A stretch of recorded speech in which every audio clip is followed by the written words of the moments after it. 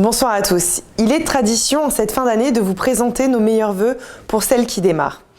L'année 2021 a été une année compliquée pour notre territoire au niveau local, pour notre pays, mais également partout dans le monde.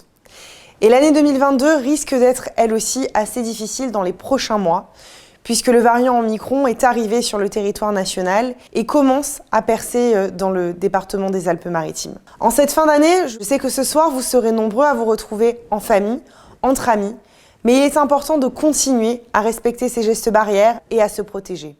Vous avez été très nombreux à accepter ce choix pourtant difficile de vous faire vacciner une première fois, une deuxième fois et désormais une troisième. Mais vous le faites en responsabilité pour vous protéger et protéger ceux qui vous entourent. À ce moment, je voudrais avoir une pensée pour tous les soignants qui sont mobilisés depuis maintenant plus de 2 ans aux côtés des Français pour les protéger et les soigner. Évidemment, ils ne sont pas mobilisés seulement depuis ces 2 années, puisque depuis toujours, les soignants nous accompagnent. Et cette période est devenue encore plus difficile, puisqu'au-delà du tout venant, des pathologies courantes, il est désormais nécessaire qu'ils se mobilisent aux côtés de ceux victimes du Covid.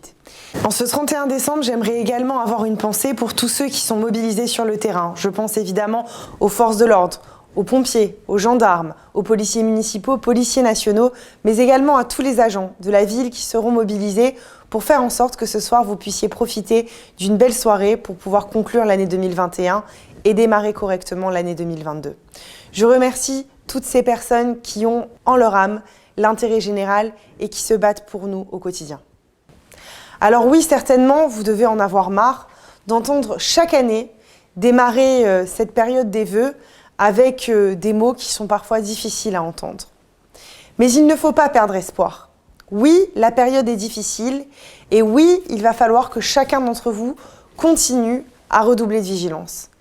Mais il y a aussi beaucoup d'espoir qui se dégage et je voudrais penser notamment à ce qu'il s'est passé dans la vallée de la Vésubie, la vallée de la Roya, la vallée de la Tinée, cette tempête dévastatrice qui en 2020 nous a beaucoup coûté. 18 personnes ont disparu. Mais suite à cela, une énorme solidarité s'est engagée. Et tous les jours, je suis fière de voir que dans notre circonscription, mais également dans la vallée de la Roya, des personnes se mobilisent, des entreprises, des particuliers, des citoyens, des anonymes, se mobilisent chaque jour pour nous permettre de reconstruire et pour permettre aux habitants de vallée de continuer à vivre dignement dans de bonnes conditions. Et c'est ce que j'ai envie de retenir, cette note d'espoir qui se dégage chez nous, mais partout ailleurs. Au moment de l'arrivée du Covid, nous avons vu beaucoup d'anonymes également se mobiliser pour les personnes âgées, les personnes en difficulté. Et je crois que c'est important de rappeler que l'humanité est aussi capable de faire de belles choses dans les moments les plus difficiles. Et c'est la raison pour laquelle il faut continuer à garder espoir. Cette année sera également une année particulière pour notre pays puisque les élections présidentielles auront lieu. Et c'est là aussi un moment qui nécessitera l'engagement de chacun. Ces élections particulières nous permettront peut-être, en tout cas je l'espère, d'avoir un nouvel espoir avec l'élection d'une nouvelle présidente de la République, Valérie Pécresse. Valérie Pécresse est une femme d'engagement qui a beaucoup donné pour sa région, qui a été une ministre exemplaire aux côtés du président Nicolas Sarkozy. Et je crois qu'elle a toutes les compétences, toutes les capacités pour relever notre pays dans toutes les dimensions qu'elle connaît, à la fois dans cette crise sanitaire, la crise des hôpitaux, la crise également en matière sécuritaire qui touche maintenant toutes les régions de notre pays et tous les quartiers, notamment les plus difficiles.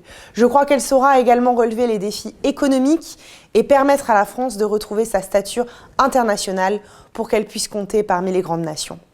Alors je nourris beaucoup d'espoir pour l'année 2022 et j'espère que chacun d'entre vous aussi, je compte sur vous pour continuer à vous protéger, à protéger les autres et à faire en sorte qu'en 2022, la France puisse retrouver sa place dans le monde. Vive la République et vive la France!